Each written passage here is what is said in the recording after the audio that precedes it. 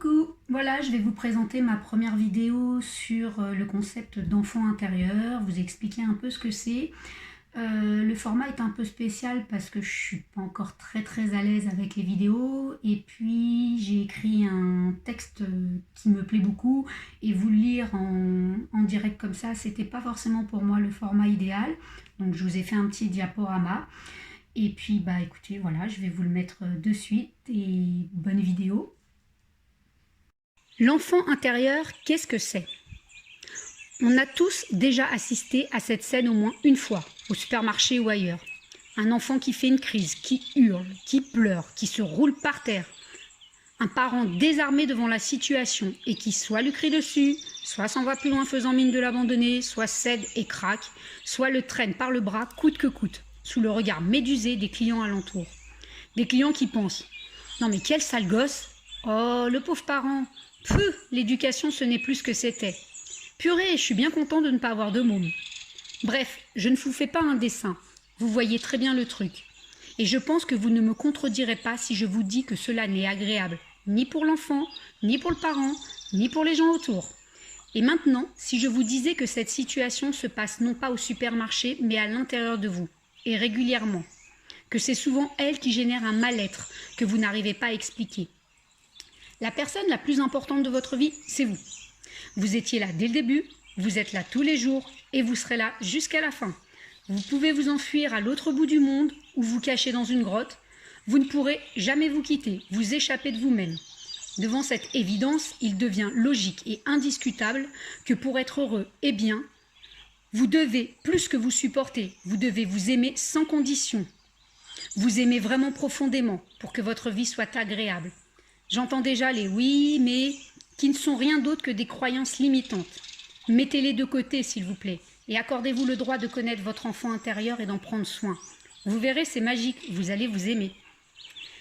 La vie est comme une longue route sur laquelle vous marchez depuis votre naissance. Sur cette route, vous avez et vous allez croiser plein de choses et plein de monde. Certaines personnes feront un petit bout de chemin avec vous, d'autres un beaucoup plus long, et d'autres encore ne feront que la traverser. Mais cette route, vous la faites d'un bout à l'autre avec votre enfant intérieur. Vous qui entendez ces mots, vous êtes l'adulte, le cerveau. Votre enfant intérieur, c'est le cœur, l'émotion. Imaginez-vous debout sur ce chemin, donnant la main à votre enfant, votre petit gars, votre petite fille. Quoi qu'il arrive, vous ne pouvez pas lui lâcher la main, c'est impossible, vous êtes liés. Si l'enfant, le cœur lâche, vous mourrez. Si l'adulte, le cerveau lâche, le cœur peut rester, mais la vie n'existe plus vraiment. Vous êtes reliés, enchaînés par la vie elle-même. Maintenant que vous vous imaginez bien sur cette route, repassez-vous la scène du supermarché, de l'enfant qui fait sa crise. Cet enfant, c'est le vôtre. Bien souvent, quand vous ne vous sentez pas bien, pas heureux, que ça va mal, c'est que votre enfant intérieur fait une crise. Il est triste, il souffre, il pleure, il est en colère. Mais vous ne l'écoutez pas, vous lui faites juste comprendre qu'il doit la fermer et vous continuez d'avancer en le traînant comme un boulet, en le maltraitant inconsciemment. Forcément, pour vous, c'est pénible et fatigant, éreintant, comme pour ceux qui sont sur votre chemin, même si c'est vraiment secondaire. Comment voulez-vous que cela aille si ce que vous faites, ce que vous dites, n'est pas en accord avec votre cœur? Vous pensez sans doute faire de votre mieux et pour le mieux, et c'est sûrement le cas. Mais vous traitez-vous vous-même avec le respect et l'amour que vous méritez? Je ne pense pas. Ne vous êtes jamais vous dit ces phrases-là à quelque chose près? « Oh, je suis pas très belle, pas très beau. Oh, je suis carrément moche. Je me trouve trop maigre, trop gros. Oh, sérieux, vas-y, reprends-toi, arrête de te plaindre et de chialer sur ton sort. Mais t'as peur de quoi, là, au juste? Non, mais quelle conne !» Bref, des bonnes séries de critiques bien sévères envers vous-même et sur un ton bien souvent pas très agréable, voire carrément méchant et agressif. Eh bien, dites-vous que tous ces mots, ces insultes, vous les adressez sans détour à votre enfant intérieur. Tous ces reproches lui sont directement expédiés tels quels, sans aucune mise en forme. Comment pensez-vous que puisse se sentir votre enfant en recevant toute cette agressivité, cette méchanceté? Dans la vie, oseriez-vous parler à un enfant comme vous vous parlez? Seriez-vous aussi dur, aussi froid et distant, aussi insensible à ce qu'il peut ressentir? Ne prêteriez-vous aucune attention à ses cris, ses larmes, ses peines, ses angoisses? Non. Alors pourquoi le faites-vous avec votre propre enfant intérieur? J'ai poussé à l'extrême. Mais il y a aussi toutes ces petites situations du quotidien où votre enfant vous suit de manière résignée, l'air triste, et vous ne prêtez toujours pas attention à lui. Sauf que tout ça, c'est vous l'adulte qui le subissez et qui fait que vous ne vous sentez pas heureux au quotidien. Il ne faut pas avoir de regrets. Le passé est passé. On ne peut pas le changer. Vous ne pouvez pas faire demi-tour sur votre route. Par contre, vous avez le pouvoir de rendre le reste du chemin bien plus agréable. Pour cela, écoutez votre petit gars, votre petite princesse, parlez-lui avec bienveillance. Le fameux « prenez soin de vous », c'est cela en vérité. C'est dialoguer avec vous-même pour trouver la meilleure solution pour vous. Acceptez d'être parfois triste ou en colère, mais essayez de comprendre pourquoi et surtout, réconfortez-vous. Créez-vous un refuge intérieur, un endroit paisible qui vous fait vous sentir bien rapidement quand vous vous y projetez. Et allez-y aussi souvent que nécessaire. Cela ne coûte rien, même pas un billet de train.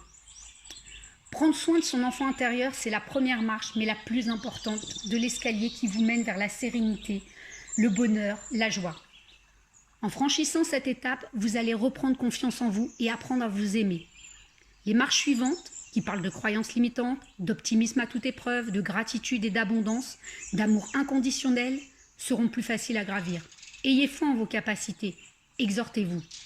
Voyez ce petit bébé qui fait ses premiers pas, puis qui tombe et que l'on rattrape, que l'on encourage et que l'on applaudit, et qui y arrive de mieux en mieux chaque jour. Et pour qui la marche, la course deviendront tellement naturelles. Et plus tard, on le soutient encore quand il apprend à faire du vélo, sans roulette, on lui donne confiance en lui.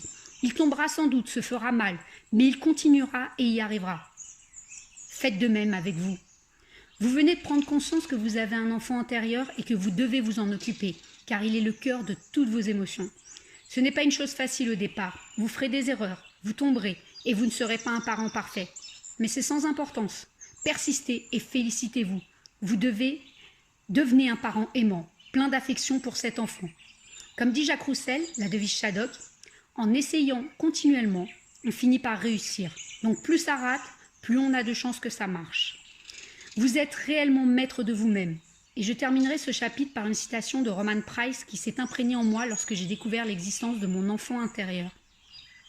Si tu cherches encore cette personne qui changera ta vie, regarde-toi dans le miroir. Voilà, j'espère que cette vidéo vous a plu, vous aura apporté quelque chose de plus. J'y ai mis tout mon cœur, donc j'espère que ça vous a plu. Si c'est le cas, n'hésitez pas à liker et surtout à partager. Si le bonheur pouvait devenir viral, ce serait quand même sympa. Et puis, j'espère à très bientôt. Bye bye!